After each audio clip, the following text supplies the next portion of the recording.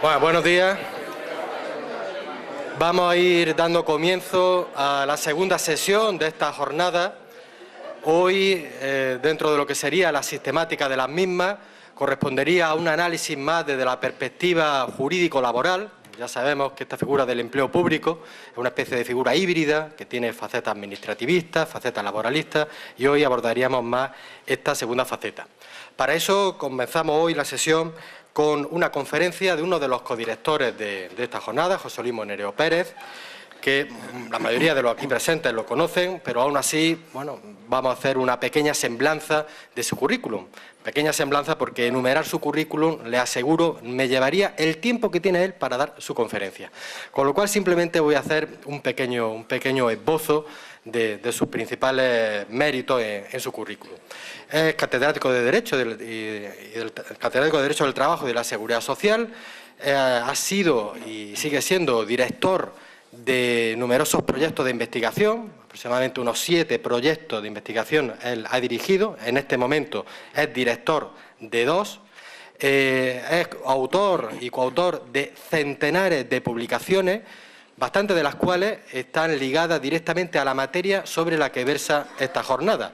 Ha sido el codirector de un comentario sistemático al Estatuto Básico del Empleado Público, es coautor de un manual de empleo público y, al margen del tema de publicaciones, también tiene un compromiso institucional importante. Ha sido director del Departamento de Derecho al Trabajo y de la Seguridad Social durante 10 años.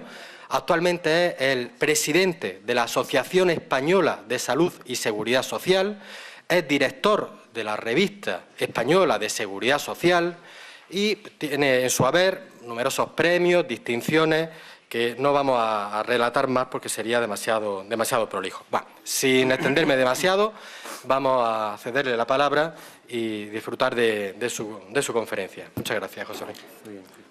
Muy bien, gracias por la amable presentación. Buenos días nuevamente y agradecernos que esta audiencia, ¿no?, también, ¿no?, en esta hora, ¿no?, que siempre es un poco más incómoda, ¿no? Espero que les merezca la pena. Voy a tratar de enfocar con la máxima brevedad y claridad posible, ¿no?, dada también la pluralidad del escenario, ¿no?, en su composición, el problema de las reestructuraciones en el sector público y la incidencia que tiene en el empleo público laboral, en el personal laboral, ¿no? Como planteamiento de conjunto, creo que es importante situar, ¿no?, situar todo el marco de referencia, ¿no? Todos sabemos la complejidad creciente de las actividades de la Administración pública que han determinado la búsqueda de fórmulas cada vez más flexibles para tratar, ¿no?, de afrontar los problemas que tiene la organización del Estado contemporáneo, ¿no? Y tratar también de ofrecer soluciones, se dice, más flexibles que las que ha venido ofreciendo el derecho administrativo tradicional, ¿no?, con su centralidad en la concepción de las funciones públicas, ¿no? Bueno, pues en este sentido se han intensificado visiblemente los mecanismos de colaboración en el sector público y en el sector privado, y en relación a ello también la creación por parte de las distintas administraciones públicas de entes instrumentales que están vinculados directamente a ellas, ¿no? Bien, la realidad es que la dinámica expansiva del Estado intervencionista, que es el Estado social y democrático de derecho, ha hecho proclive, ¿no?, ese reclamo, ¿no?, de prácticas que permiten articular distintos servicios sociales, económicos, culturales, como educación, la salud, servicios sociales, pero también temas relacionados con la seguridad, ¿no?, en general, incluso con la seguridad vial, ¿no?, por no extenderme aquí, ¿no? Este auge de la gestión, de alguna medida privada, ¿no?, de actividades y servicios públicos, sin embargo, no ha supuesto, al menos no lo ha supuesto a menudo, una huida absoluta del derecho administrativo, ¿no? Pues lo que se aprecia más bien es que el sector público funcional y, digamos, fundacional y empresarial, en sentido amplio, ¿no?, ha venido siendo objeto de aplicación de los principios básicos del propio derecho administrativo, que, por otra parte, han tenido necesariamente que conciliarse con los principios básicos que informan el derecho del trabajo, ¿no? Ambos principios, del derecho administrativo y del derecho del trabajo, tienen su base en el texto constitucional como centro de gravedad de todo el ordenamiento jurídico, ¿no? De este modo, lo que se produce es una cierta combinatoria, ¿no?, una conexión cada vez más compleja entre lo público y lo privado, cuando se enmarca en esta lógica que aquí hemos visto ya en las sesiones de ayer, del sector público y del empleo público, ¿no?, entre comillas, ¿no?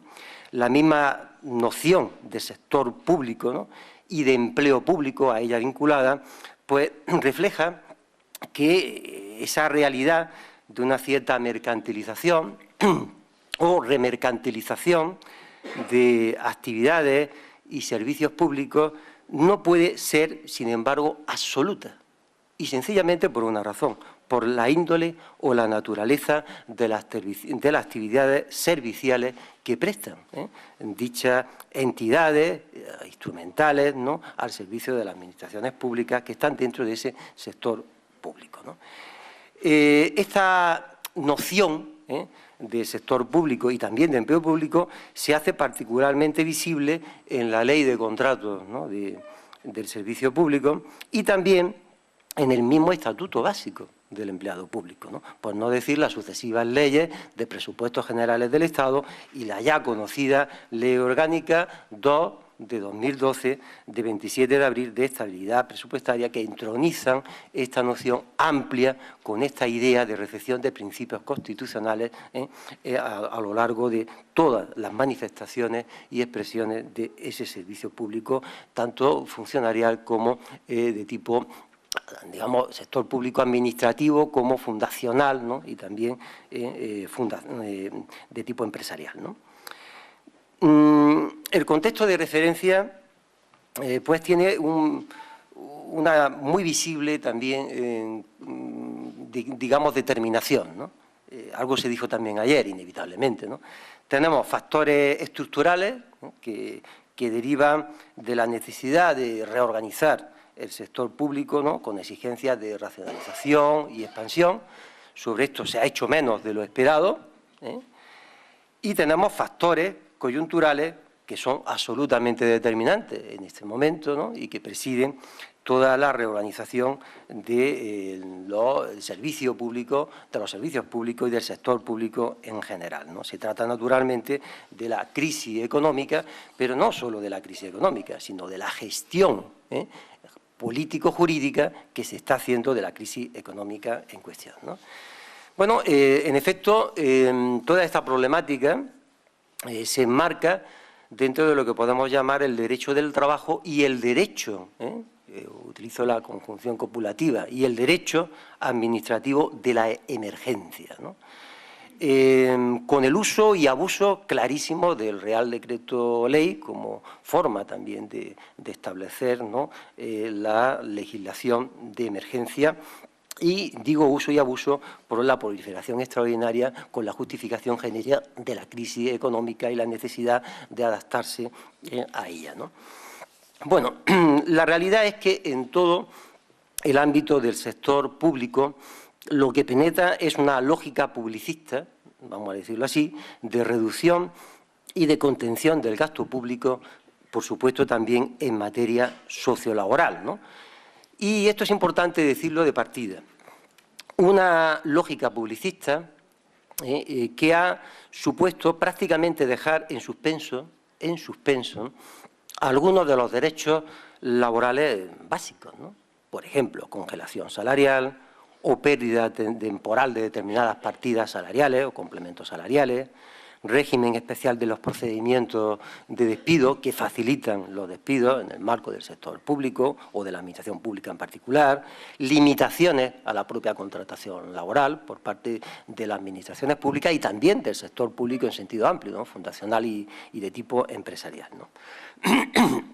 Esta lógica publicista, esa penetración, ¿no?, de esa lógica publicista y con esa orientación ha sido claramente, hay que decirlo también, legitimada, ¿no?, por las distintas intervenciones en esta materia, resoluciones del Tribunal Constitucional. No les voy a cansar a ustedes, todas ellas, desde un auto bien conocido, 85-2011, hasta una cascada enorme, ¿no?, de pronunciamientos, sentencias, autos, ¿no?, muy importantes que se refieren a materia directamente del sector público, cuando no a la convalidación de prácticamente, sin matizaciones, de todas las reformas laborales que también se han aplicado al sector público de empleo, ¿no?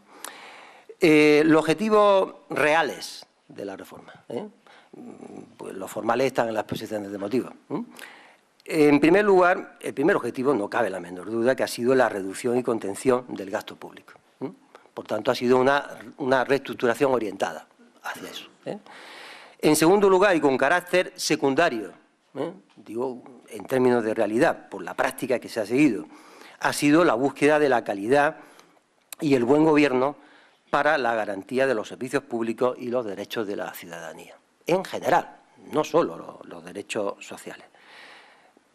Este carácter secundario contrasta visiblemente, manifiestamente, con el artículo 103, ¿no?, de la Constitución, que indica que la Administración debe de servir con objetividad a los intereses generales, ¿no? Los intereses generales son la satisfacción de los derechos fundamentales, ante todo de las personas usuarias de los servicios públicos, ¿no?, en general, ¿no? Pero bueno, este ha sido el sentido político-jurídico global de la orientación de la reforma. ¿A qué estructuras institucionales, en sentido amplio, nos estamos refiriendo aquí? Ya se señaló ayer, no voy a ahondar en ellas, pero sí creo que es un buen punto de partida, ¿no? Y un punto de partida puede ser la ley de contratos del sector público, este texto refundido que tenemos, que bueno, determina lo que es el sector público. Bueno, pues ahí tenemos, en sentido amplio, administración, o organismos que forman parte de la administración pública en sentido estricto, y luego nos encontramos con otros ámbitos, ¿no?, del sector público que no es administración pública, que es sector público, pues, fundacional, ¿no?, de tipo empresarial, ¿no?, sociedades mercantiles, consorcios, tema importante al que luego le dedicaré si tenemos tiempo algo, consorcios dotados de personalidad jurídica, formalizados, formados por la Administración, fundaciones que constituyen también entes instrumentales, ¿no?, al servicio de las administraciones públicas, cuando tengan los requisitos, ¿no?, de presencia, ¿no?, de los organismos públicos, las administraciones públicas correspondientes, y en general, otros organismos y entidades que satisfacen intereses públicos con carácter general. Bueno, pues la simple lectura, ¿no?, de esta ley, ¿no?, de contrato del sector público, pues ya pone de manifiesto el factor de complejidad, ¿no?, de donde nos movemos, ¿no? Un sector público extraordinariamente amplio, complejo, ¿no?, donde lo haya, ¿no?, con sector público administrativo, sector público fundacional, ¿no?, empresarial, y dentro de ello situaciones muy intermedias, complejas, ¿no?, y muy variopintas, ¿no?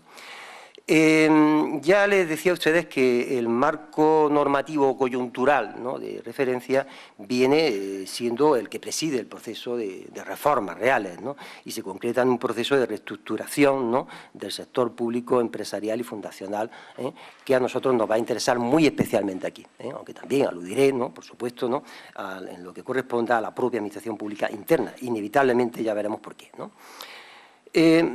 Por lo pronto yo creo que también es importante, en esta primera parte de mi intervención, señalar que existe una permanente exigencia de reforma, ¿no?, de modernización y de reestructuración, ¿no?, de toda la administración pública, y eso es inevitable. ¿Por qué? Porque desde siempre, ¿no?, la Administración, como parte fundamental, ¿no?, del Estado social y democrático de derecho, pues tiene que adaptarse a los cambios de las estructuras sociales, ¿no?, y a los nuevos contextos económicos que en cada momento se produzcan. Por lo tanto, la idea de reforma sería una constante, ¿no?, un compañero de viaje, ¿no?, del propio sector público, ¿no?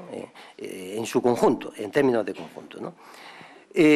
Claro, cambios que se producen en el sector público son cambios que determinan también, a su vez, cambios en la organización del personal que presta servicio a administraciones públicas, ¿no? Realmente, ¿no?, la administración y todo el sector público acaba siendo, entre otras muchas cosas, organización de personas, y es una gran organización de personas que hay que gobernar, ¿no?, y que depende, lógicamente, de los objetivos que establezcamos para todo el sector público de empleo. Hasta fechas relativamente recientes, le voy a poner un ejemplo, ahora mismo hemos tenido un proceso de reforma, vamos a decirlo así, consensuado. En primer lugar, la ley del Estatuto Básico del Empleado Público fue una ley negociada, prenegociada, con los agentes sociales. Esto es importante. Pero en fecha posterior, el acuerdo de gobierno sindicatos sobre función pública de 25 de septiembre de 2009 planteaba también la exigencia de racionalización y tal. Bueno, este es prácticamente, ¿no?, salvo alguna cuestión puntual, ahí se quedó el proceso de reforma consensuada. Con la nueva gestión gubernamental, en estos años de legislatura, sobre todo en el último año, cambia el modelo de reforma, de reestructuración y de racionalización, entre comillas, de todo el sector público. Y nos encontramos con un intervencionismo gubernamental que podemos llamar dirigista. Dirigista, al menos dirigista. Se puede hablar, siempre y cuando se utilice moderadamente, autoritario, ¿no?, más autoritario en el sentido de más unilateral, ¿no? Un modelo muy dirigista que rehúsa la negociación, o no la agota, como ha sucedido en otros ámbitos. Y esto es bastante importante, porque entre otras cosas es muy difícil hacer legislaciones negociadas a través de reales decretos leyes. Esto lo pueden comprender, ¿no? Hay una antinomia clarísima, ¿no? El Real Decreto de Ley, por su propia razón, ya de una forma muy dirigista de gobernar, que prácticamente no deja mucho juego a una posibilidad de concertación con los agentes sociales implicados naturalmente en el proceso reformista. En cualquier caso, no se ha hecho. El factor coyuntural de la crisis es importante porque ha sido el motor, digamos, el reclamo del intervencionismo público en esta materia. Ayer, con mucha razón, se planteó también el problema de, bueno, tenemos que pensar, ¿no?, en un proceso de racionalización que vaya más allá, ¿no?, de la coyuntura, porque se supone que la crisis se va a superar. Algunos dicen que se ha superado. Vamos a ver, vamos a ver, porque las reformas creo que siguen estando extraordinariamente presididas por razones de coyuntura, por razones coyunturales, ¿no?, una vez más, ¿no? Quiero decir también, en esta primera parte de tipo general, no división de conjunto, que los modelos de reestructuración y de racionalización dependen sin duda de elecciones de política del derecho, de política jurídica. ¿Sobre qué? Pues no nos engañemos, sobre los modelos de intervención pública, sobre el tipo de sociedad que queremos y sobre todo el tipo de estructura económica. También dependen de lo que entendamos como gestión de lo público y, si me apuran, de qué entendemos como lo que es público y lo que debe de ser privado y cuáles son las fronteras que deben de presidirlo.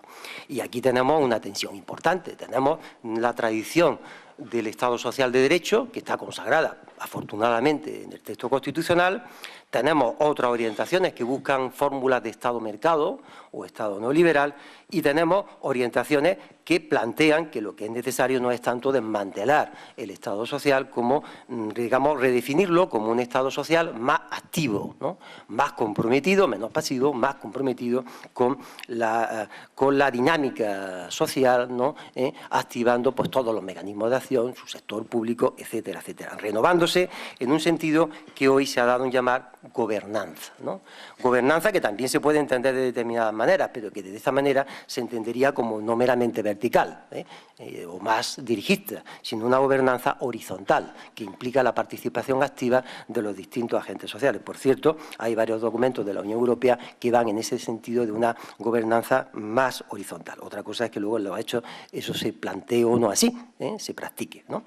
La realidad, de todas formas, es que el modelo actual de reestructuración viene muy marcado, condicionado y determinado por los marcos supranacionales de la globalización, pero muy especialmente por las directrices imperativas de la Unión Europea. Esto está clarísimo, y en ese sentido son directrices no exentas de elecciones de política del derecho, que van hacia la idea de la reducción del gasto como prioridad fundamental, ¿no? La reestructuración se ha planteado, pues, desde la perspectiva de la contención del gasto público y de su reducción, ¿no? Yo no quiero tampoco dejar de ver la realidad de que ha habido una cierta desproporción del sector público en el sentido de ciertos elementos de irracionalidad, ¿no? De superposición, ¿no? De mala gestión, ¿no? En el ámbito local sabemos que existen más de 2.000, ¿no? Entidades instrumentales, ¿no? Algunas de ellas se solapan, ¿no? Nosotros hemos tenido estructuras, ¿no? Híbridas como los consorcios, que ya hablaremos, ¿no? Que al final se han suprimido, hemos tenido muchísimos, ¿no? En la misma Andalucía, ¿no? Con consecuencias laborales muy complejas, ¿no? Como luego señalaré, ¿no? Bueno, en cualquier caso, la realidad es que hay exigencias de racionalización, y esa racionalización también afecta al personal. Pero la crítica, que hay que insistir en ella, es que todo ese proceso se realice con un objetivo muy excesivamente centrado en la reducción del gasto público, que acaba siendo siempre gasto público fundamentalmente social. También otras cosas, pero gasto público social. Aquí se ha hecho juego del artículo 135 de la Constitución, también hay que decirlo, ¿no? Porque ha tenido mucha importancia y ha permitido que se pueda legislar con una orientación tan directamente, ¿no? Tan directamente vinculada a la perspectiva económica, ¿no? Económico-financiera, ¿no? Críticas posibles de primeras, ¿no? Bueno, pues la preferencia por soluciones traumáticas o quirúrgicas. Esto es bastante visible, tanto desde el punto de vista institucional, antes que hacer una gran reflexión, ¿no? De lo que funciona o no, hay que cortar, ¿no? Hay que cortar, ¿no? Y hay que recortar, ¿no? Y eso ha sido una perspectiva. Y es verdad que en eso pues, se ha recortado en algunos casos bien, otras veces mal, pero sin una planificación coherente, ¿no? Y en segundo lugar, desde la perspectiva laboral, pues vamos a ser realistas, no se han utilizado los mecanismos de flexibilidad interna que se podrían utilizar a nivel de forma generalizada. Se han optado por soluciones fuertes, quirúrgicas, las extinciones contractuales, los despidos, ¿no? Y esto ha planteado muchísimos problemas, ¿no? Esa orientación. ¿Se podría haber utilizado otros mecanismos? Por supuesto que sí. Nosotros tenemos mecanismos de modificación sustancial, de condiciones de trabajo, suspensiones, etcétera, pero les garantizo a ustedes que estos han sido claramente secundarios, ¿no? Y la jurisprudencia, que vamos a ver luego, con brevedad, ¿no? Pues muestra la veracidad de este acepto, ¿no? Que acabo de decir, ¿no? Bueno, la realidad es que la política ha sido de recortes sistemáticos, y esos recortes se han traducido directamente en el ámbito laboral, ¿no? Fíjense ustedes, y me alegra coincidir también con algo que se dijo en la sesión de ayer, la realidad es que con esta perspectiva tan sesgada, al final estamos descapitalizando el sector público, el llamado capital social, ¿no? Lo estamos sesgando directamente, ¿no? Hemos perdido muchísimos empleados públicos, tanto funcionarios como personal laboral, y no se sabe muy bien por qué. No se sabe muy bien por qué, porque lo que está claro es que hay un detrimento de los servicios públicos, con independencia de que se haya acertado en algunos casos en la racionalización. Y aquí, insisto, una de las críticas más fuertes que se pueden hacer a todo el proceso de reestructuración, efectivamente, es que no ha habido una planificación seria, global, más allá de razones de la coyuntura. No ha habido una verdadera racionalización, ha habido un proceso de reestructuración, digamos, orientada unidireccionalmente, ¿no? Y claro, esto pues ha viciado todo el procedimiento, también en el ámbito de las medidas laborales, cuando analizamos las distintas leyes, las órdenes correspondientes, leyes tanto a nivel general, ¿no? Como a nivel también de las distintas comunidades autónomas en su conjunto, ¿no? Insisto, esto no es lo más coherente desde el punto de vista del Estado social y democrático de derecho, que es el que tendría que presidir qué es lo que queremos, qué tipo de administración, cómo debemos modernizarla y, por lo tanto, también en qué sentido tiene que ir la reestructuración a nivel general. Bueno, pues la realidad es que nos encontramos con un conjunto muy variopinto, ¿no? de normas. Tenemos la famosa y conocida orden de 1816 de 2013, ha habido otras anteriores, normas también posteriores, que establecen acuerdos sobre medidas de reestructuración y racionalización, más reestructuración que racionalización en sentido estricto, ¿no? Para racionalizar hay que planificar, aunque sea indicativamente. Y en estas normas, pues ya vemos que después de trazar, ¿no?, el marco institucional que debe de ser reformado, fundaciones, consorcios, ¿no?, sociedades mercantiles, pues aparecen los problemas laborales relativos, pues bueno, depende de la opción.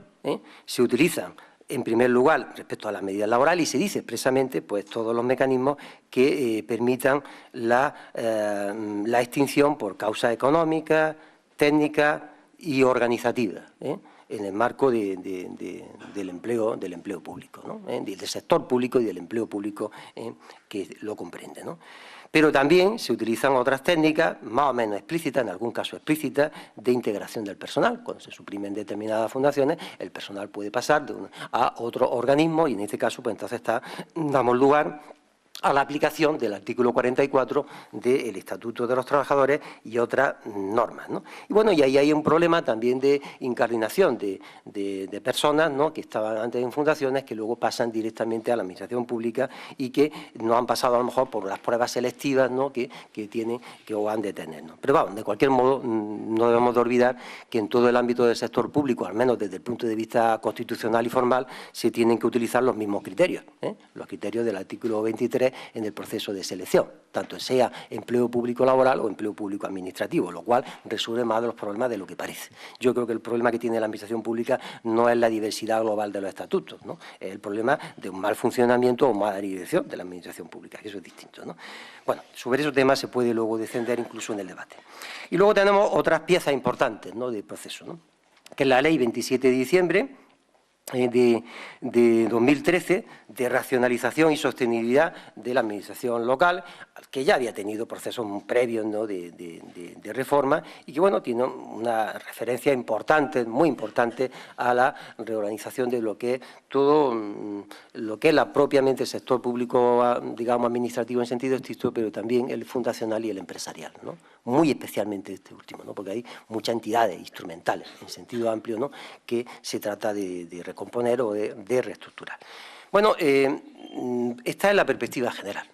Esta es la perspectiva general que quería hacerles y con un especial énfasis que voy a ir haciendo también a partir de ahora, pero no olviden que no voy a dejar esta perspectiva de conjunto, ¿no? La idea que teníamos cuando montamos en su momento, ¿no?, los dos directores esta jornada era hacer un enfoque integrador. Y queremos ser consecuentes justamente con el enfoque integrador y no corporativo, ¿no?, por ramas, ¿no?, o sectores, ¿no?, del ordenamiento. Bueno, el punto de partida, en cuanto a lo que podemos llamar esa incidencia laboral, ¿no?, el punto de partida es que la administración pública tiene un amplísimo margen de libertad en lo que se refiere a la reorganización interna, es decir, creación, modificación, extinción de unidades administrativas y de entes instrumentales, ¿no?, que es la reorganización propiamente externa. Ese ámbito de libertad, porque supone es una potestad en principio discrecional de la Administración, pero ya se ha ocupado el Tribunal Constitucional de decir que eso es legítimo, pero una cosa es discrecionalidad y otra cosa es arbitrariedad. Y eso afecta a todos, a aspectos institucionales, a aspectos laborales, ¿no? Porque efectivamente un segundo punto de partida va unido al anterior, que es el sometimiento de la Administración pública a la legislación, por supuesto, administrativa y a la legislación laboral que resulte de aplicación. Y hay que tener en cuenta un dato, y ambas legislaciones, administrativa y laboral, deberían de tender a articularse mucho mejor para lograr lo que debería ser un objetivo fundamentalmente compartido, que es la defensa del interés público, que es lo que está en juego en todo el sector público. Por lo tanto, eso sería un punto y debería de ser, constitucionalmente desde luego lo es, constitucionalmente debería ser claramente, ¿no?, porque lo que unifica, ¿no?, todo lo que estamos viendo, si hay algo, es la idea de interés público, la idea de actividad y servicio público, pero vamos a lo mismo, al interés público que plantea el artículo 103 de la Constitución, ¿no? Bueno, esta reestructuración débilmente planificada que he señalado del sector público viene acompañada de directrices, yo diría más bien directivas, ¿no?, generales, imperativas, en todo lo que se refiere a derecho societario y también respecto a medidas laborales, ¿no?, fusiones, cesiones globales de activos, cualquiera otros procesos de reestructuración, ¿no? Y todo ello acompañados con medidas laborales, ¿no? Básicas, aunque formalmente son modificativas, suspensivas, pero que se han centrado muy especialmente en las extinciones contractuales, en los despidos, ¿no? Despidos por causa de la organización administrativa o la organización de entes instrumentales, ¿no? Al servicio de la misma, ¿no? Por tanto, todas estas reestructuras han tenido efectos extraordinariamente relevantes, ¿no? ¿Cuáles son las prácticas institucionales de interconexión entre la administración pública actuante y los entes instrumentales? Brevemente, con ánimo simplemente descriptivo para saber sobre lo que nos movemos. Primero, los principios de actuación. Los principios de actuación tendrían que estar claros, que es el cumplimiento del marco constitucional y legal vigente y la elaboración de un código de buenas prácticas en la gestión de lo que es las contrataciones y servicios de encargos, ¿no? Y en lo que es encargos públicos, la creación de entidades. Esto es lo que tendría que existir realmente si todo funcionara bien. Si no, no tendríamos problemas. Pero tenemos problemas porque esto no se cumple, ¿no? No se cumple al menos así. Pero bueno, en cualquier caso, el punto de partida es ese, ¿no? Tenemos en primer lugar las fundaciones dentro de los entes instrumentales, ¿no? Las fundaciones se enmarcan claramente como un modelo de colaboración público-privado, ¿no? Teniendo en cuenta ya el imperativo constitucional de que una fundación, por definición, tiene que servir a intereses generales. Esto también es importante subrayarlo aquí. La fundación ha sido, no cabe la menor duda, uno de los entes instrumentales más utilizados, ¿no? En general, muy especialmente por las administraciones locales, pero en general nosotros tenemos estructuras fundacionales en la universidad, la Fundación Universidad de Empresa, hay fundaciones de investigación, es decir, ha tenido mucho éxito por las características muy singulares de una fundación que no tienen ánimo de lucro, ¿no? Y que pueden articular este tipo de finalidades, ¿no? La propia ley andaluza, ¿no? de fundaciones, con carácter general, las define como organizaciones constituidas sin ánimo de lucro y que, por voluntad de sus creadores, tienen aceptado de modo duradero, ¿no? La realización de un determinado patrimonio, ¿no? Con servicios a fines de interés general, ¿no? A fines de interés de carácter general, ¿no? Bueno, pues la orden 1816-2013 y otras normas concordantes, ¿no? Esta es una norma como más directa, ¿no? Pero naturalmente, pues ha supuesto un redimensionamiento clarísimo, ¿no? de todas las estructuras fundacionales, ¿no? No es la única, insisto, ¿no? Por citar una de las más significativas. Se le obliga en este sentido a las fundaciones a realizar un plan de redimensionamiento que incluya, entre otras cosas, ¿no? Bueno, pues lo que quieren hacer, si se quieren fundar, si incluso tenemos hasta supuestos donde se ha producido hasta una despublificación de la fundación directamente, ¿no? Y hay supuestos donde han desaparecido y hay supuestos donde se han fundido, ¿no? Todo eso tiene consecuencias laborales y en los planes de redimensionamiento obligatoriamente, a veces me extraña aquí que esto se haya ignorado en algún caso, obligatoriamente tienen que incluir, por supuesto, las medidas laborales. Son planes, ¿no? que deben de incluir aspectos laborales también como aspectos de tipo societario. Luego tenemos las sociedades mercantiles de dominio público. Las sociedades mercantiles han tenido también una presencia extraordinariamente importante, ¿no? En el ámbito de una administración tan activa como es la propia del Estado Social y Democrático de Derecho. Un Estado Social y Democrático que además es Estado Social y Democrático de Derecho también digamos, autonómico, un Estado social que cada vez ha sido más autonómico en este sentido, ¿no? Y que también ha intervenido en su esfera. El campo de lo que sabemos llamar técnicamente la empresa pública, que por definición ya sabemos, pues, lógicamente, que tiene que tener fórmula jurídica societaria, titularidad jurídica societaria, entre otras cosas porque se caracteriza, aparte de la forma pública, por la penetración, ¿no? accionarial y de control de las administraciones públicas, organización de capital y trabajo, que bajo la dirección de una administración o varias administraciones públicas, pues realizan determinadas actividades económicas en sentido amplio y con carácter general.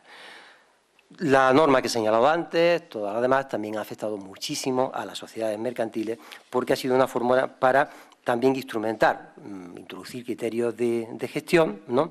de algunas actividades y servicios públicos, ¿no? de todo es conocida, ¿no?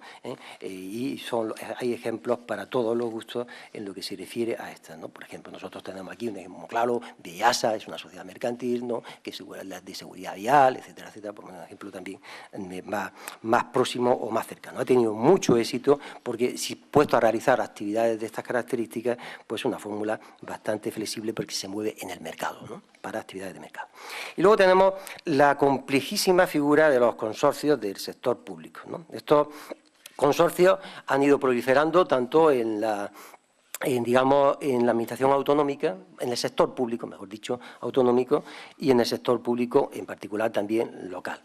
Constituyen instrumentos para la gestión conjunta de servicios públicos. Esto conviene tenerlo en cuenta. De ahí han tenido bastante éxito en principio, ¿no?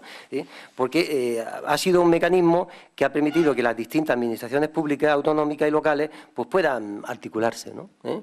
Puedan colaborar entre sí con mayor o menor éxito, con mayor o menor abuso, pero técnicamente el éxito estaría explicado por eso, ¿no? Son entes de derecho público, de carácter instrumental y de base asociativa, por definición de base asociativa pública. Ya estamos hablando de los consorcios públicos, hay también consorcios privados, pero esto no es nuestra materia, están fuera del sector público, ¿no? Lo único que tienen en común es que tienen la base asociativa y permiten articulación de distintas entidades, pero aquí se trata siempre de administraciones públicas. Esta materia ha sido objeto de reformas muy significativas por el nuevamente redactado artículo 57 de la Ley 7 de 1985 de regulación de las bases del régimen local, modificado por la Ley 27, barra de 2013, ¿no? Esta Ley de Racionalización y Sostenibilidad de la Administración Local. Y es interesante porque ya la sitúa a los consorcios, ¿no?, como una alternativa a los convenios, ¿no?, que son preferentes, los convenios administrativos como instancias también de colaboración.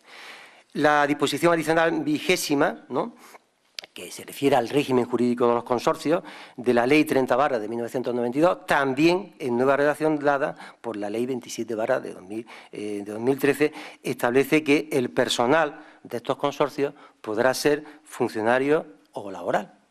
Pero inmediatamente dice algo que no existía antes, ¿no?, que deben ser integrados ya por personal ya preexistente, ¿no?, en las distintas administraciones públicas que colaboran, ¿no?, y se coordinan a través de ellos. Esto ha planteado muchísimos problemas. Ayer se habló también desde la perspectiva quizás más administrativa, pero desde el punto de vista laboral es un problema extraordinariamente importante, ¿no?, porque tiene dos consecuencias muy claras. O simplemente el consorcio se queda prácticamente inoperante, porque no tiene trabajadores especializados para realizar su función, depende del tipo de consorcio de que se trate, o sencillamente, ¿no?, que es la sospecha subyacente aquí, la finalidad podría ser que una vez que se reduce el ámbito de actividad se proceda a liquidar al personal, el personal laboral que presta servicio en las actividades de los consorcios, ¿no? Estamos personal laboral, ya digo que ahí está. Que claro, evidentemente, si no hay actividad, se puede aducir que hay causas económicas o organizativas, pero sobre todo económicas, para extinguirlo. Esta es una perspectiva que hay que tener en cuenta, porque el proceso de reducción del gasto ha supuesto una reducción de plantilla extraordinaria. Entonces, tengo esa sospecha, ¿no? Supongo esa sospecha de que al menos una incidencia clara. Primero, es desorganizar enormemente la figura de los consorcios, que habría que racionalizarla, que eso yo evidentemente lo veo lógico. Y verán ustedes si voy a tratar de ser un poco equidistante aquí, ¿no?, cuando les ponga algún ejemplo de la comunidad autónoma, ¿no?, andaluza, ¿no? Bueno, aquí ha habido un proceso de reestructuración muy amplio, más que de racionalización, vuelve a ser otra vez de reducción del sector público, ¿no?, instrumental en sentido amplio, ¿no?, y esto ha afectado a la perspectiva institucional y a la perspectiva laboral, porque efectivamente, como antes le había anunciado, que estaba bajo sospecha laboral, pues el redimensionamiento del sector público pues ha supuesto el intento clarísimo de liberarse del personal, ¿no?, laboral a su servicio, ¿no? Bueno, no voy a seguir con todas las normativas, pero le voy a decir que hay, superan 20 y tantas sentencias, ¿no?, de condena a la Junta de Andalucía, básicamente por los despidos masivos que se hicieron con los consorcios de unidades territoriales de empleo y desarrollo local y tecnológico. Para que vean las barbaridades que se pueden hacer, digo que hay que ser también autocrítico. Y yo no soy especialmente contrario a la figura de los consorcios, sino otra cosa es cómo se utilicen, ¿no? La figura del consorcio puede ser muy interesante y muy útil, no es la medida que precisamente en sí sea negativa, ¿no? Fíjense ustedes, para que comprendan el marco de referencia, no les voy a contar aquí las cerca de 30 sentencias sobre el tema, pero les voy a contar una de las primeras, que el supuesto en teoría está claro. La Ley 1 barra de 2011, de la Junta de Andalucía, ¿no?, de reordenación del sector público de Andalucía, lo decía claramente, entre otras cosas. el servicio público de empleo quedará subrogado en todas las relaciones laborales del personal de los consorcios, UTED, ¿no?, como se llamaban, ¿no?, de Andalucía, desde la fecha en que se acuerde su disolución o extinción. Estos consorcios pues, estaban financiados con fondos, muchos de ellos eran fondos FEDER, ¿no?, y eran instituciones que colaboraban con el Servicio Público de Empleo. Las cosas estaban claras. Luego vemos otros pronunciamientos que van en esa misma dirección, en esa misma resolución de la Secretaría General de la Administración de la Junta de Andalucía, indicando la incorporación necesaria del personal de los consorcios, ¿no?, a la entidad que era el Servicio Público de Empleo. Todo estaba clarísimo, no hay ningún problema. ¿Dónde está el problema? Pues entre medias se introduce la propia Administración y dice, bueno, con el marco normativo que acabo de decir, no me refiero al general, que sería suficiente, aplicar el artículo 44, sino que la propia ley autonómica es una ley correcta. Pues la propia administración, sin más, pues dice, bueno, vamos a despedir masivamente a todos los miembros de los consorcios. Bueno, son cientos y cientos y cientos de personas que estaban adscritas a muchísimos consorcios continuamente, que esto explica la cantidad de sentencias, claro. Pues hay consorcios en casi todas las localidades y en distintos ámbitos, todos consorcios con distintas denominaciones. ¿Qué es lo que hace? Utilizan la fórmula del despido colectivo del artículo 51 como mecanismo para eludir la aplicación del artículo 44 a la cual remitía la propia ley autonómica. Por tanto, fraude de ley. Claramente, fraude de ley. Sentencia del Tribunal Supremo, despido nulo por fraude de ley, condena sistemática. Llega hasta de la última sentencia, luego hay otras posteriores, la de 11 de diciembre de 2014, que prácticamente, ya de 2014, ya habían pasado cerca de 20 y algo, ¿no?, de sentencias, todas lo mismo. Siempre se reitera lo mismo, fraude de ley, etcétera, etcétera. Es un mal gobierno, ¿no? El problema es que la idea era correcta, había muchísimos consorcios, ¿no? Estos consorcios, ¿no?, tenían una funcionalidad económica, quizás habían proliferado en exceso, habría que decirlo, también probablemente, pero bueno, había recursos económicos en principio y bueno, se pensó que como ejercitaban funciones referentes al empleo, bueno, quien absorbía, la entidad que absorbía esas funciones, lógicamente, ¿no?, y esto eran entidades que colaboraban con ella, pues tenía que asumir también al personal correspondiente, ¿no? Bueno, es un mal gobierno, digamos, mal gobierno, ¿no?, mediante la figura de un consorcio que en principio estaba bien dirigido a través de la legislación del propio Parlamento andaluz, ¿no? Bueno, tenemos reestructuraciones internas y externas en el sector público y la instrumentalización, ¿no?, o materialización de las mismas, ¿no?, a través de este cuadro de cosas, de figuras que estamos viendo, ¿no? Vemos como la intersección entre lo público y lo privado y vemos como la interconexión existe, ¿no? No solamente desde el punto de vista también laboral, ¿no? En principio, lo que en principio está claro es que el personal normalmente de las entidades instrumentales, ¿qué es? Pues básicamente personal laboral. Excepcionalmente puede haber personal administrativo con estructura directiva, pero no es así, no normal. ¿Esto qué significa? Que para todos los supuestos de modificaciones de estructura de empresas, modificaciones de estructura me refiero a fusiones, ¿no?, cambios de titularidad, operaciones transmisivas, supuestos por cualquier naturaleza de asunción de actividades, eventual formación de grupos, ¿no?, de empresarios públicos, que siempre han existido y existen, ¿no? Bueno, para todo eso, en principio, respecto al personal laboral, y refiriéndonos fundamentalmente a eso ahora, lo que se aplica es el artículo 7 del Estatuto Básico del Empleado Público, que dice lo que dice, que se debe aplicar la legislación laboral, salvo lo previsto en el Estatuto Básico del Empleado Público. Yo diría, salvo lo escasamente previsto, porque realmente hay algunas materias donde sí se entran, pero son muy pocas. Pero desde luego no se entra en todo este campo de las reestructuraciones, ni en absoluto.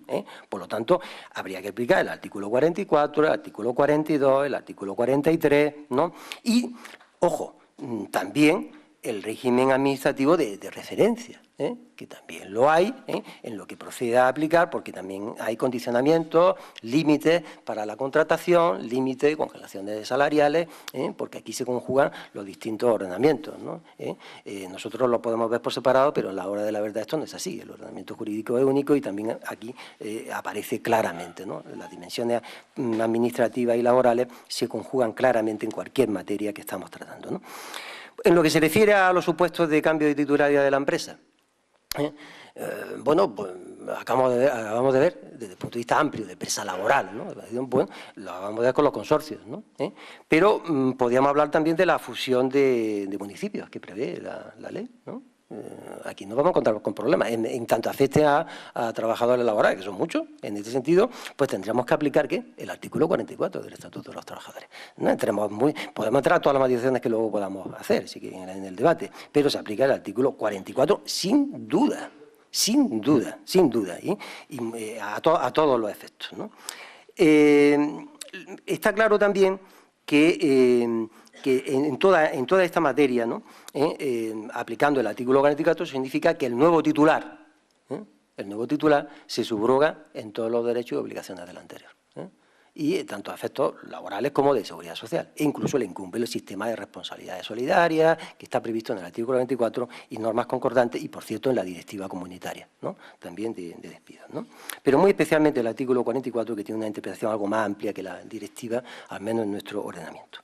Temas relativos a otras prácticas institucionales, incluso, digamos, contractuales, que también se irán analizando después. Aquí podéis ir muy rápido porque luego hay una mesa específica sobre el tema, ¿no? Lo que se refiere a la subcontratación, contratación y subcontratación pública. Esta es una materia muy importante. La externalización no es un descubrimiento reciente, ¿no? Y es una materia muy importante, muy estudiada, ¿no? Susana Rodríguez Canciano, que está aquí, ha estudiado bastante también esta materia. Yo también modestamente he trabajado en ella. Bueno, pero es una materia que tiene una especial conflictividad en general, pero también en el ámbito del sector público.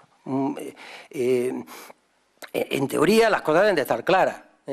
El artículo 42 del Estatuto se aplica también a los supuestos de externalización, con independencia de la naturaleza pública o no de la entidad que actúa como concesionario, ¿no? Por tanto, no habría ningún problema, ¿no? ¿Qué sucede también? Que hay supuestos donde el cambio de titularidad de contrata y subcontrata genera un cambio de titularidad relevante a efectos del artículo 44. Sea porque hay sucesión de plantilla, sea porque hay otra materia. Y entonces tendremos que aplicar el artículo 44. Tema importante y sobre todo muy litigioso. Como luego se tratará, tenemos sentencias del Tribunal de Justicia de la Unión Europea, importante, y hay muchas sentencias del Tribunal Supremo en esta materia. Segunda cuestión a aclarar aquí, que además los problemas relativos a la sucesión laboral, que son siempre muy delicados en este campo, pueden venir impuestos no solo por normas legales, sino por convenios colectivos, en el marco del sector público. El mismo tercer convenio colectivo, ¿no?, único de personal laboral lo prevé, de la Administración General del Estado, o también en los pliegos de condiciones, como condiciones generales de la contratación. De manera que nos encontramos, por supuesto, de subrogación convencional o contractual, ¿no? Y hay que estar a ese ámbito para aplicarla. Otra cuestión ya en el breve tiempo ya de que dispongo, ¿no?, a tratar, y que está completamente interrelacionada con la problemática de las reestructuraciones, ¿no? No es separable. Son las irregularidades de la contratación laboral, ¿no?, que se cometen también en los procesos de reestructuración, y se están haciendo, desgraciadamente, ¿no? Tiene que ver con el fraude de ley en la contratación laboral, tiene que ver con la cesión ilegal de trabajadores, ¿no?, y la problemática de la adquisición de condición de personal laboral fijo o no fijo, ¿no? De este tema también se ocupará la mesa, ¿no? Yo hago una visión de conjunto, doy algunas ideas, ¿no?, y hay una mesa también específica donde se estudia perfectamente también este tema. ¿Cuál es el problema práctico? Bueno, el problema práctico, primero es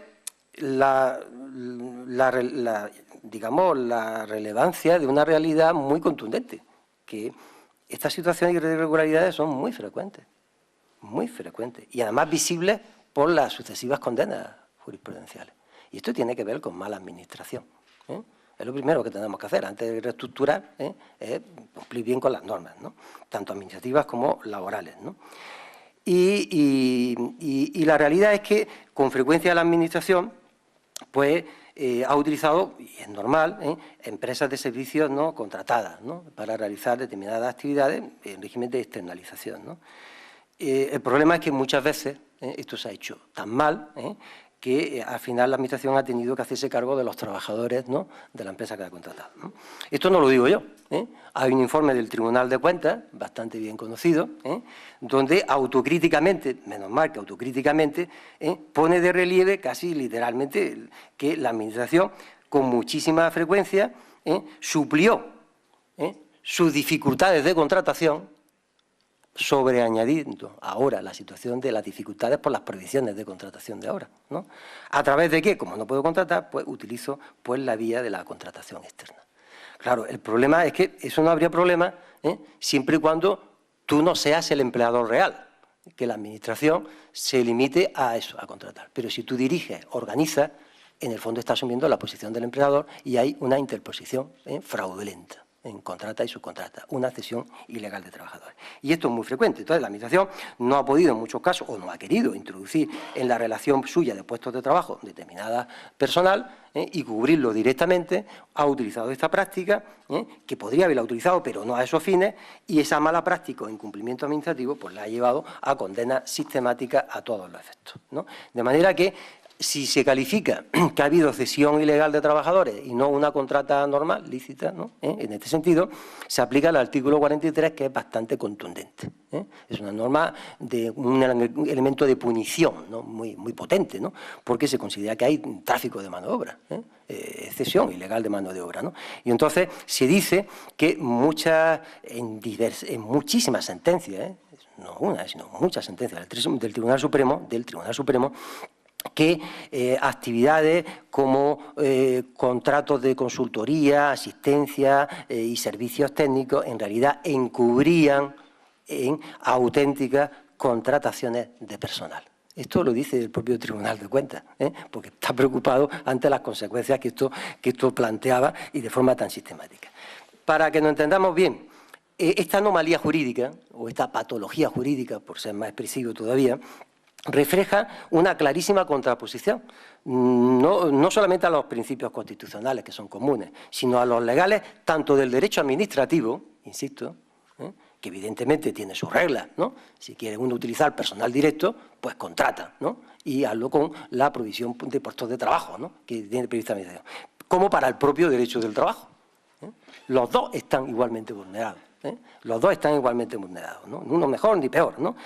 Por más que haya cierta tensión lógica entre el derecho administrativo y el derecho del trabajo, pero en el marco de un orden jurídico que conjuntamente se ve vulnerado, conjuntamente, ¿no?, porque ni se han cumplido con las normas administrativas ni se han cumplido con las normas laborales. La consecuencia de estas malas prácticas, pues yo creo que de todos es bien conocida, ¿no? La Administración irregular, que ha actuado irregularmente, que actúa como empresario cesionario, pues tiene que hacerse con los trabajadores, asumir su posición de los trabajadores. ¿Qué pasa? Pues, claro, tenemos aquí una situación bastante compleja, ¿no? Y esto ha dado lugar a pues, que estos trabajadores entran en el marco de la Administración, entran por la ventana y no por la puerta, ¿no? Pero por la mala gestión de la Administración, ¿no? Y entonces aquí aparece la famosísima figura del personal laboral indefinido no fijo, en la Administración, ¿no? No se les podría hacer, hay una contención, bueno, un debate, le voy a aludir todo este debate y luego aparecerá mejor, ¿no?, doctrinal. La realidad es que inicialmente pues el Tribunal Supremo inventó esta figura para no convertirlo en fijo y que creó una figura desconocida en todo el ordenamiento, digamos, civilizado, no europeo. La figura de indefinido fijo no existe en ningún sitio. Lo que existen es trabajadores temporales y trabajadores fijos. Pero esto de indefinido, no fijo y fijo, eso de verdad que no existe. Y no hay manera de unificarlo porque la directiva comunitaria sobre la contratación distingue entre indefinido y no indefinido. Pero esto de la figura esta intermedia es una cosa realmente sorprendente. La inventó el Tribunal Supremo, no se sabe muy bien para qué, porque el problema que les voy a plantear, porque no tenemos mucho tiempo, es que una vez que se ha planteado, ¿no?, el carácter indefinido, no se resuelven los problemas, sino que se crean nuevos problemas. Nuevos problemas porque el Estatuto Básico del Empleado Público no les dotó de un régimen jurídico. Se supone que es una figura laboral, pero que tampoco encontró una regulación laboral. Encontró más bien una oposición doctrinal clarísima, incluyendo el que le abra, en el comentario del Estatuto Básico del Empleado Público, diciendo que esto es una figura híbrida, que es un mal invento del Tribunal Supremo y que luego se consagrara legalmente, pues no parecía lo más pertinente, y si se hace, había que haberle dotado un régimen jurídico que diera seguridad jurídica al personal, a todos los que intervenían aquí. Como no se hizo, todos son problemas. No se sabe cuál es el régimen jurídico de ellos. Está en una zona de nadie. Es una especie de tertium genum, ¿no? Porque ni parece que se han fijado, desde luego no son temporales, eso es evidente. Entonces están sometidos a cobertura del puesto de trabajo, a cobertura de vacantes, etcétera, etcétera. ¿Dónde se han planteado mayores problemas? Porque los problemas han sido generales. Ha sido, por supuesto, en lo que se refiere a la extinción de los contratos. Sobre todo al tema de los despidos por causas, ¿no?, digamos, empresariales, ¿no?, en el sentido amplio, ¿no? Y estamos hablando en el ámbito propiamente de la administración pública, que no nos olvidemos, en el ámbito propiamente de la administración pública. Bueno, el tema fue resuelto por la sentencia de 24 de junio de 2014. Digo esto para no tener que recorrer todo el camino, no hace falta, porque esta sentencia de 24 de junio de 2014 opera lo que podríamos llamar un giro copernicano en esta materia. Lo que viene a decir, a diferencia, cargándose las numerosísimas sentencias anteriores del Tribunal Supremo, en este sentido, que la Administración, cuando proceda a la extinción de contratos indefinidos no fijos, ¿no?, como también sustituto interino y figuras afines, tiene que utilizar los procedimientos típicamente laborales que son los previstos en la vigente disposición adicional 20ª del Estatuto de los Trabajadores. Y esta disposición, pues, ¿qué es lo que dice? Porque la Administración tiene que despedir por la vía del artículo 51 o por la vía del artículo 52. Por lo tanto, tiene que ser por causas económicas, técnicas, organizativas, o de producción, en su caso, de producción poco, como ahora luego señalaré. Pero en principio tiene que utilizar un justificado motivo para acreditar una causa, y un justificado motivo. Y sobre todo, cuestión nada baladí, la extinción tiene que ser indemnizada. Indemnizada con arreglo a los criterios generales del artículo 51 y 52, básicamente 20 días de salario por año de antigüedad, en el marco de las administraciones públicas actuantes en este sentido. Bueno, esta figura, ¿no?, en sí, que ha sido muy criticable, ¿no?, la verdad es que nos llevaría a una reflexión importante, ¿no? Yo creo que después de esta experiencia, creo que habría que repensarse la figura del indefinido no fijo. Sinceramente, eso sí que sería racionalizar, porque la figura no es muy racional. Si la queremos mantener, habrá que dotarla de un estatuto jurídico, ¿no? Pero a ver qué estatuto le damos a esa figura que en sí ya es deficiente. Eso sí que habría. Y en segundo lugar, que bien, para mí es más preocupante, la Administración tiene que atenerse al principio de legalidad, ¿no?, y cumplir con las normas administrativas y las normas laborales. Lo mejor es prevenir antes que curar, ¿no? Y la prevención aquí es un código de buenas prácticas. Tanto hablar de tantas cosas, ¿no? Todavía sigo echando en falta ese código de buenas prácticas que, por cierto, era reclamado también por el famoso Tribunal de Cuentas en sentido general. Otras cuestiones relacionadas con toda esta materia simplemente las voy a resumir indicando lo siguiente. Todo lo que ha sido problemática, y con esto acabo, de los despidos colectivos en el sector público, toda la problemática, ha sido claramente orientada desde el enfoque de las políticas de austeridad. Claramente, ¿no? Y eso se ve en el propio discurso legislativo, porque conforme han ido avanzando el proceso de reforma, el legislador ha tenido menos inconveniente en explicitar lo que quiere. Bueno, ha sido más sincero. Al principio lo recubría más, ahora ya se dice claramente. Las políticas de austeridad pues exigen con reducción del sector público y exigen claramente una reducción de las dimensiones, ¿no?, del empleo público laboral, ¿no? Y eso es lo que se ha hecho. Que se haya pensado de verdad, seriamente, qué instituciones, qué entes instrumentales son los que deben de realmente existir, cuáles de ellos debemos de prescindir, ¿no? Todo eso. ¿Se ha hecho realmente ese estudio?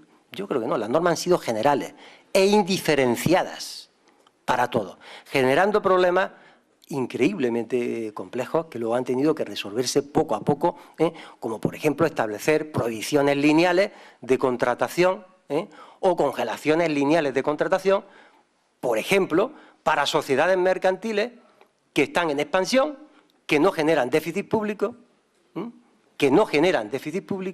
que además se ocupan de realizar un servicio público esencial y que si no tienen contrataciones, ¿no?, y personal adecuado, no lo podían cumplir, y generan beneficios. Entonces, interpretar eso en una forma rígida de que no se puede contratar, pues, es una barbaridad, ¿no? Entonces, quizás se va imponiendo la lógica, y la lógica se va imponiendo en el sentido de considerar que estas prohibiciones son relativas, no absolutas. Y ciertamente, desde el punto de vista técnico-jurídico, más allá de algunas interpretaciones muy radicales, ¿no?, de la Consejería, sobre todo de Hacienda, que no olviden que ha tenido un papel, y tiene un papel extraordinariamente importante en los despidos, Esto ya no tengo tiempo de entrar ahí en esa materia, porque el despido, sobre todo en la administración pública, está especialmente publificado, Se habrán despublificado algo más en el ámbito privado, pero no en el ámbito administrativo, y todavía en el sector público hay una cierta penetración de la lógica publicista. En eso no tengo tiempo. Bueno, la realidad es que nos encontramos con una visión excesivamente muy unilateral, ¿no?, demasiado unilateral en el proceso de reforma. Y hoy en el tema de la contratación, menos en los temas salariales, pero en la contratación hoy se podía interpretar perfectamente que la normativa tanto estatal como autonómica plantea como centro de gravedad, ¿no?, la existencia de un déficit público y su corrección, ¿no? Y por lo tanto no tiene sentido prohibir que sociedades mercantiles que asumen que tienen a su cargo un servicio público puedan contratar. De hecho, si ustedes se dan cuenta, se prevé la contratación. La contratación excepcional, ¿no?, siempre bajo sistema de autorización. Ya no está diciendo que las prohibiciones no son absolutas. Lo que pasa es que ha sido muy rígido, ¿no?, las respectivas entidades, ¿no?, muy rígidas en la contratación. Y en algunos casos, aquí se recordaba, ¿no?, en el debate, ¿no?, está aquí uno de los presentes que lo recordaba, en el caso de los consorcios es que hay una prohibición, ¿no?, radical, ¿no?, radical, que ahora está en el anteproyecto. Pero el anteproyecto, pues ya veremos después de la elección. Bueno, a lo mejor sale antes, ¿no?, y no sabemos qué contenido tendrá, pero ahora mismo no se puede contratar, los consorcios no pueden contratar. Eso sí que es verdad que es prohibiciones absolutas. En lo demás no son que tan absolutas. Bueno, con esto acabo mi intervención, ¿no?, con la idea de haber establecido un enfoque de conjunto, que intenta enmarcar lo que luego va a venir también en la mesa. Bueno, pues muchas gracias.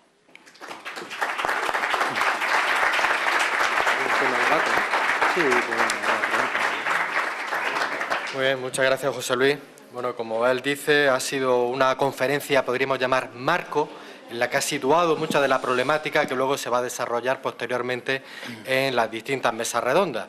Ha sido una intervención general, pero crítica, en la que ha partido de cómo se ha reestructurado el sector público y cuáles han sido sus consecuencias en el marco de las relaciones laborales.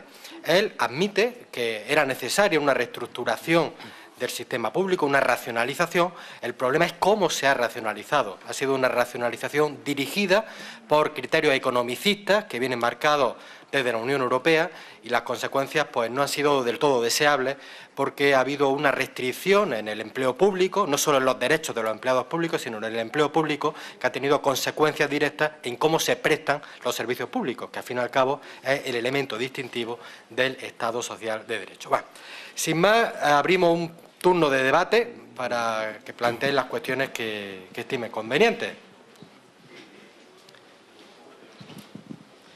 Quería plantear un detalle, está relacionado con lo último que ha dicho, aunque introduce un matiz, y es la utilización amplia por el sector privado, que ahora está pasando al sector público,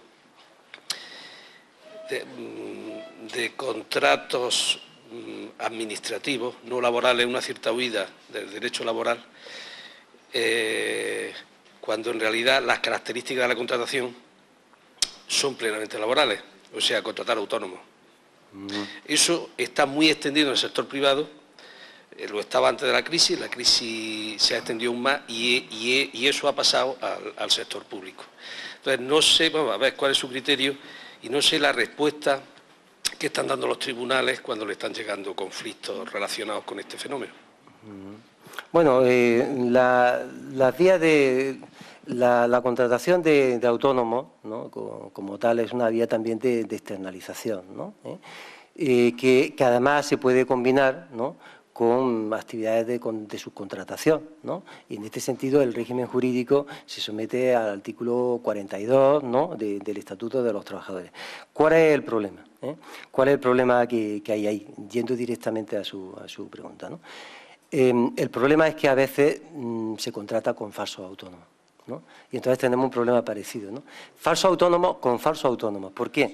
Porque que en teoría el autónomo es un trabajador que trabaja por cuenta propia. Sí, ¿no? yo en realidad me refería a eso. Claro, me refería cuando se contrata un autónomo y se le contrata el 100% de su trabajo. Claro, sí, pero el tema es que si la contratación es lícita, siempre y cuando el autónomo pues conserve lo que es su esencia, que es empresario de sí mismo, organiza la actividad, ¿no? Y por tanto cumple con su contrato sin problema, y la administración, ¿no?, pues se limita a realizar un contrato ahí de gestión indirecta, ¿no? Entonces ahí no hay problema, eso se puede hacer, ¿no?, como cualquier ámbito de contratas. ¿Cuál es el problema? ¿Cuál es el problema que se suscita en la práctica? Que en muchos casos los supuestos autónomos pues no lo son. Son falsos porque la administración lo que hace es que organiza y dirige el trabajo del autónomo. Es decir, que asume la posición de empleador. Y por eso es un falso autónomo. Cuando la situación es de falso autónomo, automáticamente se declara por parte de la jurisdicción laboral, que es competente en estos casos, ¿no?, de que ha habido una contratación de tipo irregular, ¿no?, o en algún caso fraudulenta, y el trabajador pasa a convertirse en trabajador de la administración, ¿no? Y en muchos casos con la famosa figura del indefinido también no fijo. Porque el indefinido fijo es como una especie de cajón desastre, ¿no? Ahí entran los que van por cesión ilegal de trabajadores, práctica irregularidad de la administración, podemos encontrar montones de supuestos, ¿no?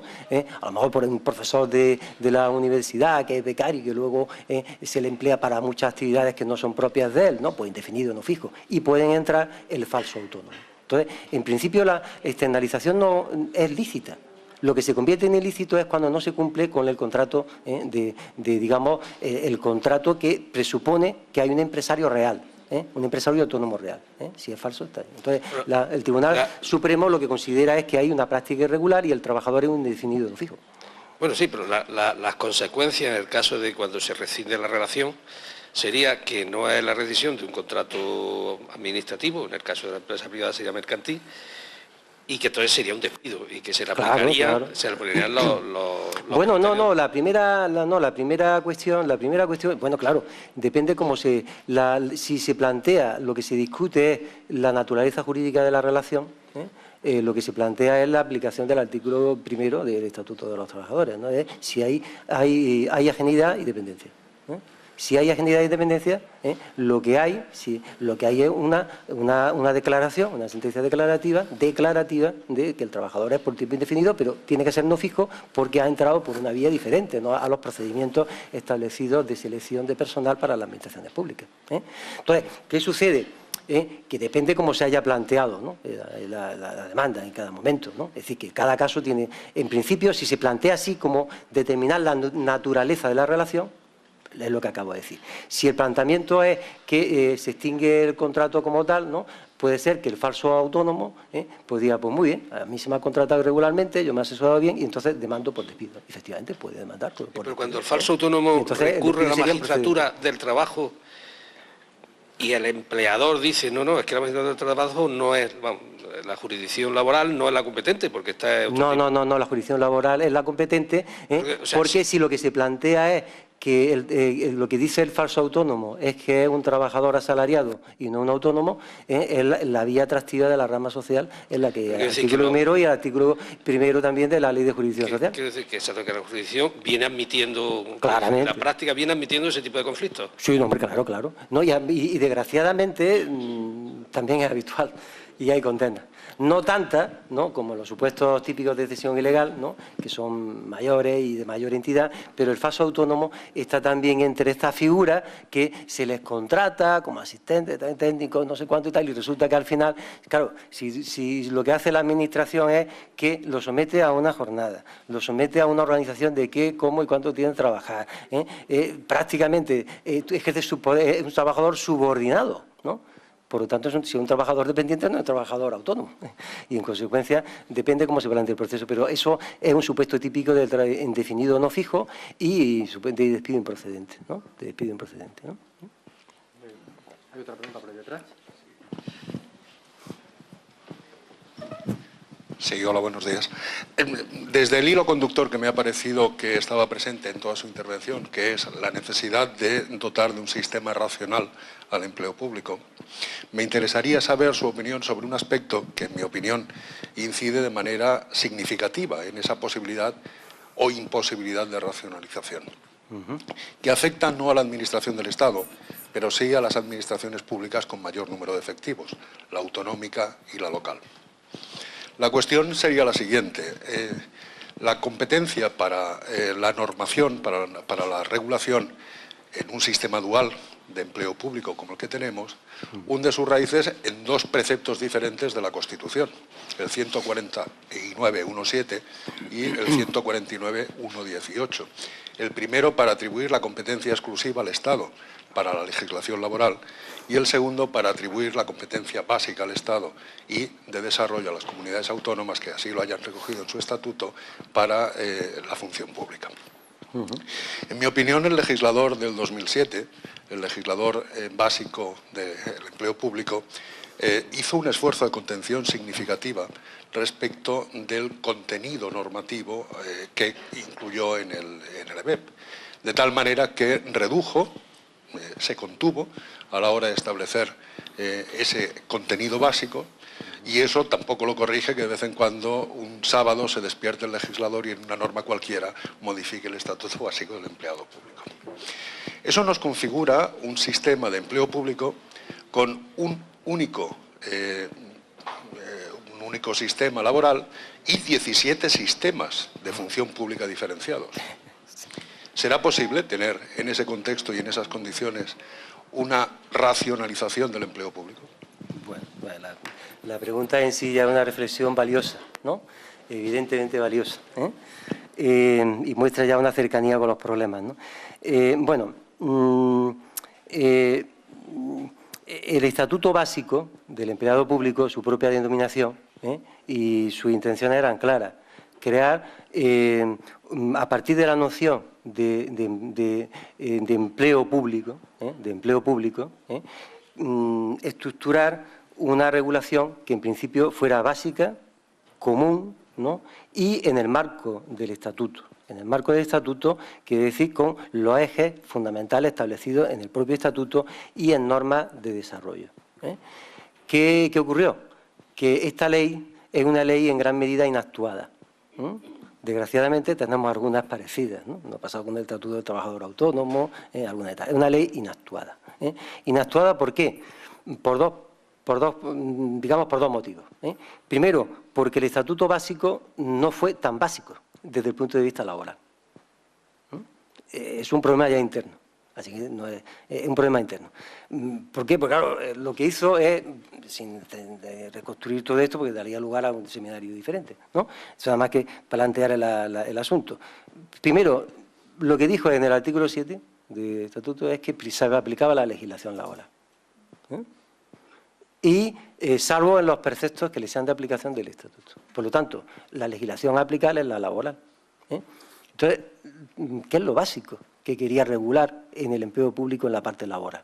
Pues vamos espigueando, hacemos una labor de espigueo y vemos algunas cosillas, ¿no? En materia de jornada, en no sé qué tal, régimen disciplinario, que está unificado, ¿no? Y alguna cosa más. Eso es lo básico. Lo básico de la relación laboral, que yo sepa, es la causa del contrato, prestación de servicio por retribución. Ahí lo único que hay de referencias fundamentales es límites a la contratación, en lo que se refiere a la negociación colectiva y tal, pero no regulación de retribuciones, etcétera. Con lo cual, en la parte laboral, de básico y articulación entre lo que es empleo público, que sería empleados públicos, que deben de tener un estatuto básico, que lo tienen en la Declaración de Todos los Derechos, que eso sí es verdad, que aparece una declaración de derechos de carácter general, pero luego no se instrumenta bien lo que sería básico dentro de eso, lo cual ha creado problemas, ¿no? El segundo elemento de contradicción más poderoso, ¿no? La ley inactuada en una segunda vertiente. El Estatuto debería haber sido objeto de desarrollo porque estaba previsto ahí en el ámbito de todas las administraciones, empezando desde la administración. Desde la Administración central, creando una legislación paradigmática que sirviera de modelo, además, para las legislaciones autonómicas y locales, ¿no? Eso no se hizo. Claro, por tanto, no se racionalizó ese tema, ¿no? Y la realidad es que nos encontramos con una relación laboral, ¿no? La del personal laboral, ¿no? Dentro de la administración pública, porque en el caso de los entes públicos instrumentales se aplica el derecho del trabajo y tal, no voy a entrar ahí, bueno, si quiere ahí entro, ¿no? Pero hablando estrictamente de administración, se crea dentro de la administración un dualismo, un sistema mixto, que también lo hemos llamado, ¿no? De tipo contractual, donde hay una relación laboral que no acaba de dar cuenta de las características muy singulares que tiene el empleador, que el empleador público de la administración pues tiene muchas singularidades, ¿no? Muchas singularidades que no se deberían ser solo tratadas a efectos de despidos, ¿no? Sino también en todo ámbito horizontalmente, ¿no? Es decir, en todas las materias que afectan a esa relación, ¿no?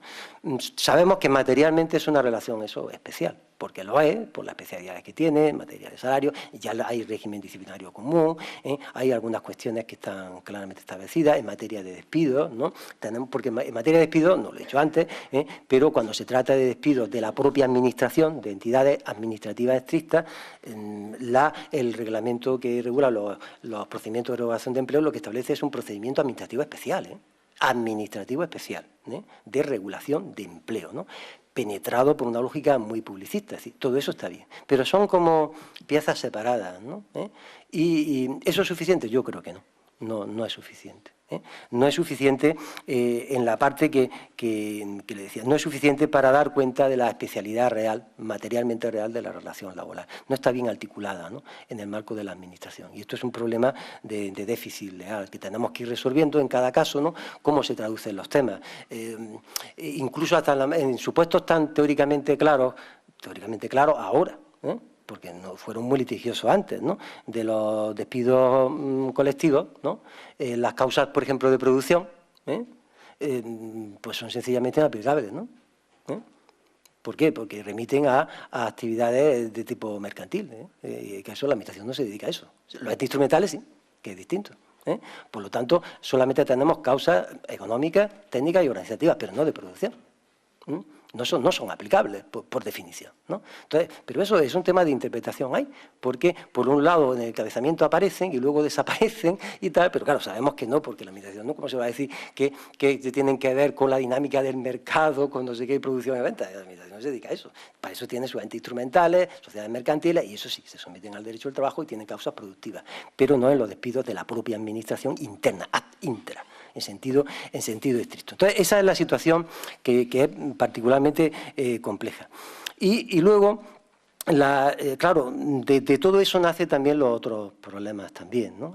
Si tuviéramos un buen desarrollo del estatuto, ahora voy no solamente hay un problema de articulación del empleo público en general, laboral, pero es que al no tener una buena planificación de carácter general, ¿no? A nivel también nacional, ¿no?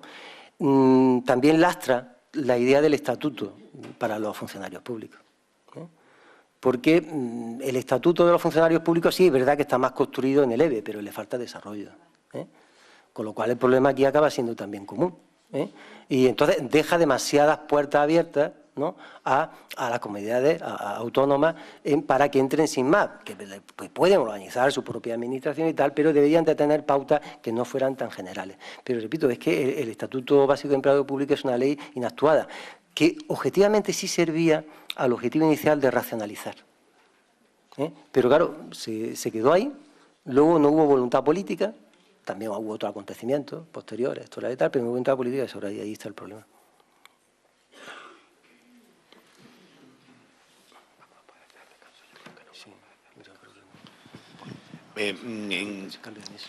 Hay un tema que planteaba usted, la figura del indefinido no fijo, que era una construcción del Tribunal Supremo. Es una figura que, por lo menos en el ámbito de la administración local, se encuentra uno con cierta frecuencia. La cuestión es que a veces se plantea, o en no pocas ocasiones, en ayuntamientos y en entidades locales, situaciones del tipo de, bueno, resulta que tenemos un trabajador que lleva no sé cuánto tiempo trabajando, vino con un contrato de 6 meses, ya lleva aquí el hombre 8 años, y claro, esto es una situación perfectamente en fraude de ley, ¿no? Y la pregunta es, ¿podemos tomar un acuerdo o una resolución administrativa declarándolo indefinido en fraude de ley? O sea, indefinido no fijo en fraude de ley, a mí es una cosa que me parece un poco rara, ¿no? Porque porque el carácter de indefinido no fijo no es una decisión de la Administración. La Administración no puede contratar a un indefinido no fijo, ¿no? Ni puede convertirlo, ¿eh? Eso es una acción siempre, una sentencia declarativa. Y aparece una sentencia declarativa del orden social de la jurisdicción, siempre. ¿Por qué? Porque ni siquiera es supuesto en los que intervenga la Inspección de Trabajo. No, en cualquier caso. Es decir, que no podemos contratar a trabajadores fijos, ¿eh? Pero no podemos contratar a trabajadores indefinidos no fijos, porque eso siempre aparece por una anomalía jurídica. Es un supuesto patológico en sí. Siempre es patológico. Es por una irregularidad de la Administración que plantea el supuesto que hemos dicho. Es decir, una contratación irregular que, en este caso, un contrato eventual sucesivo en fraude de ley. Eso está ahí en principio, eso sabemos que es irregular, pero habría que llevarlo a los tribunales y entonces declarar. No puede decir, vamos a regularizarnos internamente y tal. Hombre, si le sale la jugada, pues lo ocurre, pero no puede llamarlo indefinido no fijo. Es decir, que tendría que habilitarlo por otra vía. Pero eso es irregular. Es irregular, digamos lo que digamos, es irregular. Es decir, al final, si queremos que sea indefinido no fijo, tiene que pasar por una resolución administrativa y, es decir, que la Administración es condenada por un comportamiento irregular. Otra pequeña cuestión. Es que hablaba usted del tema de la unificación del régimen disciplinario en tema de laboral y funcionarios por el EBEP. La pregunta sería, ¿se pueden pactar en un convenio de personal laboral de la Administración plazos de prescripción para las infracciones distintos a los que se establecen en el EBEP para los funcionarios? Bueno, para los empleados públicos. No, las normas que están previstas en el EBEP en materia disciplinaria son de orden público. De orden público estricto, en principio, de orden público estricto. Y así están planteadas, ¿no? Porque además estamos hablando de funcionarios públicos, ¿no? Y al establecerse en común lo que no podemos es segregar, ¿no?, los dos instrumentos. Desde mi punto de vista, la interpretación de la norma es que no puede ser tocada, no puede ser tocada por la negociación colectiva, a diferencia de lo que es en el ámbito estrictamente laboral, normal, de lo que sería, por ejemplo, el sector público fundacional o empresarial, que es distinto, ¿no? Entonces, ahí el convenio colectivo desarrolla el artículo 58 del Estatuto de los Trabajadores. Pero ahí lo que ha querido el EBE es que sea un régimen claramente común. Y lo que, claro, si es común, lo que no podemos es ir segregándolo, ¿no? Pues los funcionarios lo podrían hacer, sabríamos que no. Los funcionarios, los laborales, sí. Entonces, estamos traicionando la norma que busca la unidad. Muy bien, muchas gracias. Bueno, voy a ser breve porque ya es un poco tarde. Con lo que ha comentado el compañero de indefinido no fijo, yo planteé el tema a la subdelegación del Gobierno y, como usted bien ha dicho, había que haber una declaración judicial o bien un pronunciamiento del Pleno. Mi pregunta es si, aparte de ello, es decir, se puede esa gente funcionarizar, o sea, los personas indefinidos no fijos, se le puede dar algún estatus jurídico para que se funcionalice en una persona que lleva 20 o 30 años, o son un interino eterno. Pero, en fin, eso era a raíz de lo que ha dicho el compañero. Mi pregunta era otra y voy a ser breve. Era en relación al trasvase de pérdida de empleados públicos y de funcionarios en la Administración autonómica con la creación de las agencias administrativas, la Agencia de Entidades Públicas Empresariales, las sociedades mercantiles, que son innumerables. Yo invitaría a los alumnos, que es una plataforma que está abierta, a consultar la plataforma Clara, donde hay un registro de entidades del sector público andaluz que no está cerrado ni se sabe la hora que es, porque se pone el año que se creó, pero no se sabe nada más. Entonces, eso por un lado. Me parece que esta descentralización administrativa de la Junta, hecha a trompicones y donde prima, mi conclusión es, prima lo laboral sobre los funcionarios. Acérquese, que no se lo oye.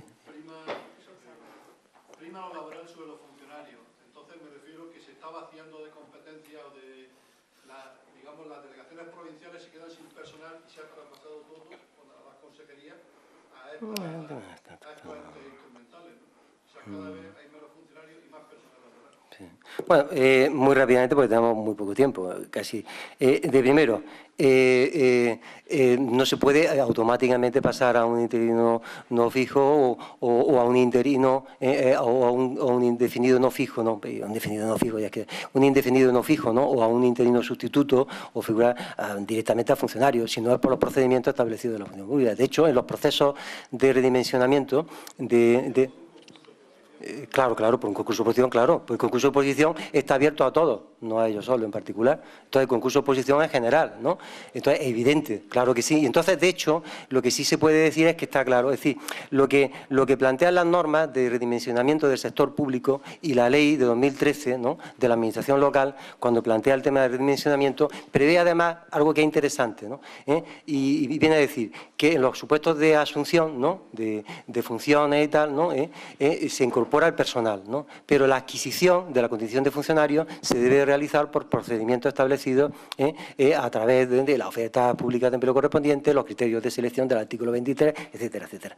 Segunda cuestión, en los temas de la descentralización, desde el punto de vista, quizás, yo he partido de eso, y si hay un elemento que más allá del tema del control económico y de la IA, hay quizá una falta de, digamos, de planificación, de lo que se quiere que sea la dimensión real del sector público. Pero para saber lo que queremos que sea el sector público debemos saber qué es lo que queremos hacer con lo público, y cómo combinar lo que puede ser público y mejor gestionado, porque no vamos a discutir ahora de que lo privado sea mejor que lo público en la gestión, por ejemplo, en materia sanitaria, etcétera, etcétera. Entonces, por lo tanto, lo primero que hay que saber es qué entendemos por lo público, cómo organizar el sector público y qué parcelas tenemos.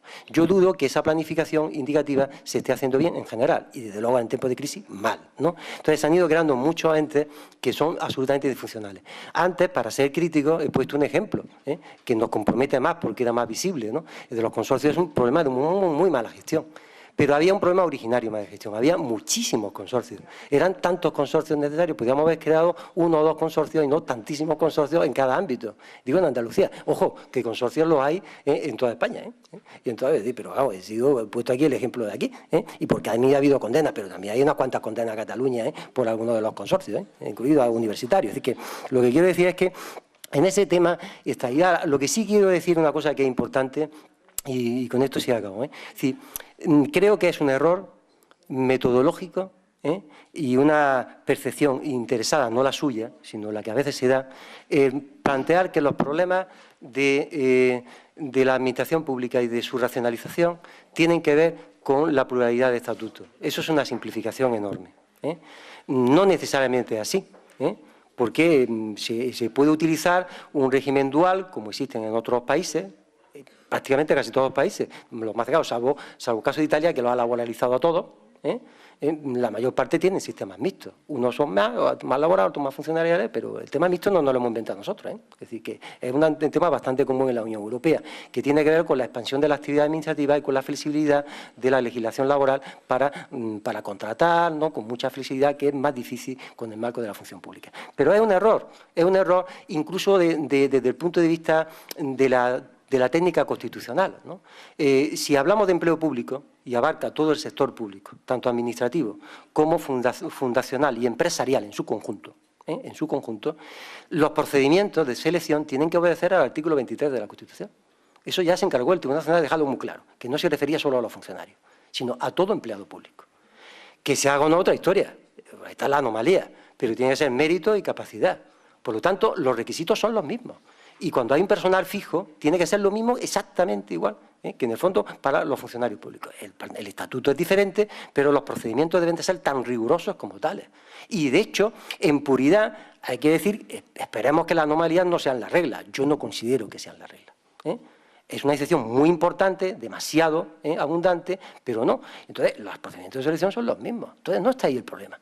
El derecho del trabajo y el derecho administrativo se pueden conjugar muy bien al servicio de interés general. Y además, el problema es tan falso porque, en el sentido siguiente, cuando hablamos de conceptos de sector público, en general, que lo hace la propia ley de contratos, ¿no?, y las leyes incluso hasta actuales, ¿no?, que desarrollan el artículo 135, la de 2012, ¿no?, de estabilidad presupuestaria, de control del déficit, ¿no?, estamos partiendo de la idea de que una parte muy importante, por definición, se va a regir por personal laboral. Es que no tiene otro remedio que regirse por ella. Todo el sector fundacional y todas las sociedades mercantiles que van a seguir existiendo, por mucho que las razonaremos, reestructuremos, bien o mal, es personal laboral, por definición. Y la Administración tendrá que gestionarse bien. Entonces, hay técnicas que están previstas y que se están utilizando ya en parte. No demasiado todavía bien o abundante, porque la crisis se ha llevado todo por delante, ¿no? Tenemos, por ejemplo, formas de unificar estatutos. Lo que no ha hecho el legislador se puede hacer a través de la negociación colectiva. Tenemos los pactos mixtos de trabajo. O sea, hoy por hoy se pueden establecer un pacto mixto, ¿no?, de regulación contra condiciones de trabajo, porque uno de los problemas que tenía la Administración es decir, caramba, yo tengo aquí un montón de personal y tengo que aplicar dos estatutos distintos. Eso se puede hacer con la negociación colectiva. Hoy sí se puede hacer pactos mixtos. Hubo una época en que no, pero ya eso se modificó y si la misma jurisprudencia lo ha aceptado y con el nuevo marco actual se puede perfectamente hacer pactos mixtos y se han hecho. Pero lo que pasa es que todo se lo ha llevado, ¿no? La crisis económica se lo ha llevado, ¿no? Y está el artículo 32 modificado en época de crisis del Estatuto Básico del Empleado Público, que viene a decir que cualquier autoridad administrativa puede modificar, suspender un convenio colectivo. Bueno, yo considero que eso es inconstitucional, el artículo 32. Claro, después de todo esto, ¿en qué quedan los convenios? ¿En qué quedan los pactos? ¿En qué queda todo? Es una tabla rasa, ¿no?, de derechos básicos fundamentales. Ojo, la negociación colectiva del artículo 32 no es un derecho básico, es un derecho fundamental porque además es vinculado a la libertad sindical, ¿no? Y los sindicatos, que son los que negocian, ya sabéis que en la administración pública los que negocian son exclusivamente los sindicatos, son los que están vulnerando su libertad sindical. ¿Cómo se puede aceptar que cualquier organismo público pueda modificar unilateralmente un convenio colectivo, suspenderlo en su vigencia, como se está haciendo con el artículo 32? Es una cosa realmente increíble. Entonces, todo esto se lo ha llevado, pero existen herramientas. Creo que es un error, de verdad, sinceramente, pensar que el problema está en la pluralidad de estatutos. Eso se puede articular bien. Bueno, yo creo que... Muy bien, muchas gracias. Como se ve, es un tema realmente conflictivo, interesante. Muchas de estas cuestiones volverán a salir en las mesas y sesiones que vienen a continuación. Nos vemos obligados a hacer una pequeña modificación del programa. Si lo tienen delante, pueden comprobar que de 10 a 10 y media estaba previsto un descanso. Si ahora hacemos ese descanso, quiere decir que no dará tiempo a ver todo lo que está previsto en el calendario. Así que lo que vamos a hacer es pasar directamente a la mesa redonda que estaba previsto que iniciara a las 10 y media. Tardaremos unos par de minutos en constituir la mesa, de modo que si alguien tuviera alguna necesidad de salir urgentemente, pues puede aprovechar este par de minutos. Gracias.